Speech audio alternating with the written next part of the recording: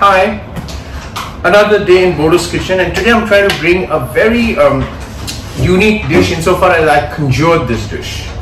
And it's a dish that brings in the Santhali, or it's a Chota Nagpur plateau of India, somewhere between parts of Madhya Pradesh.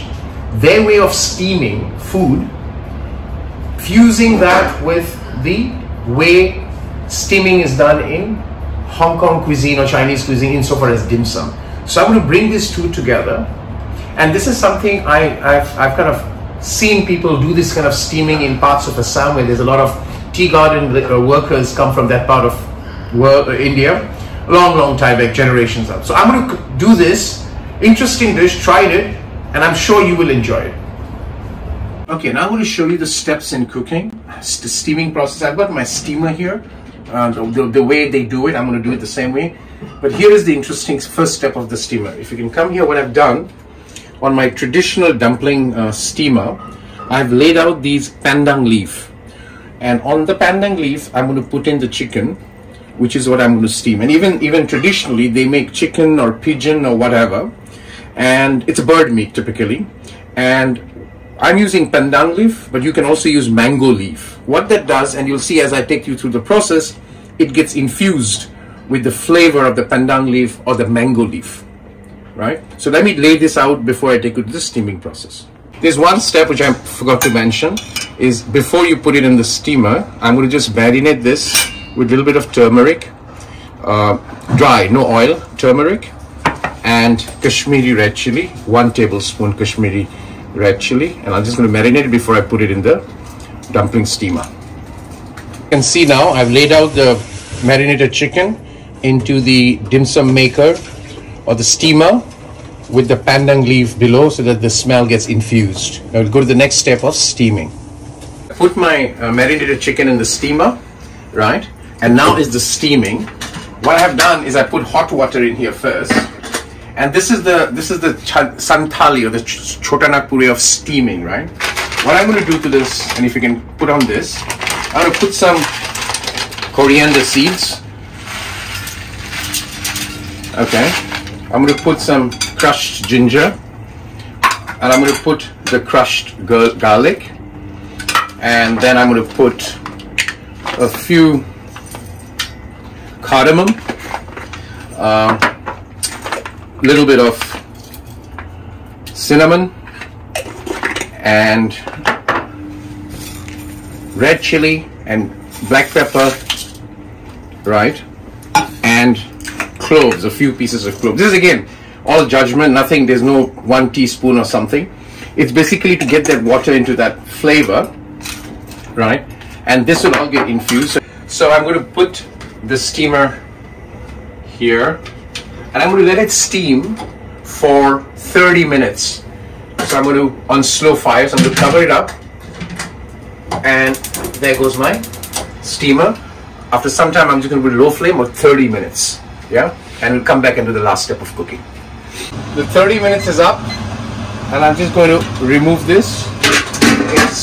And I'm going to switch off the fire. So just to show you how it looks when it's steamed. I want to do it because I don't want it overcooked. So that's how it is. You can see that. Just like your kebabs, well steamed. I'll keep it covered. And now comes the last stage of cooking this chicken. Yeah? We'll take you through the process.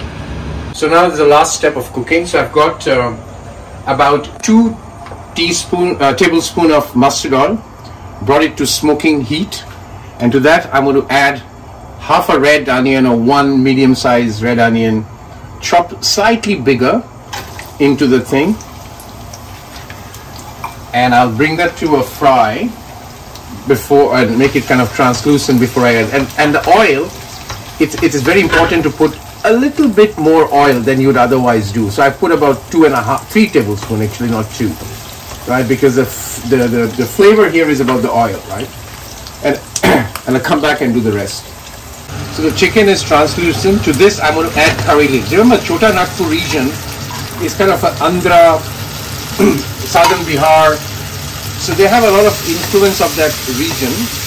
So curry leaf from Andhra. And to that I'm just going to add the chicken.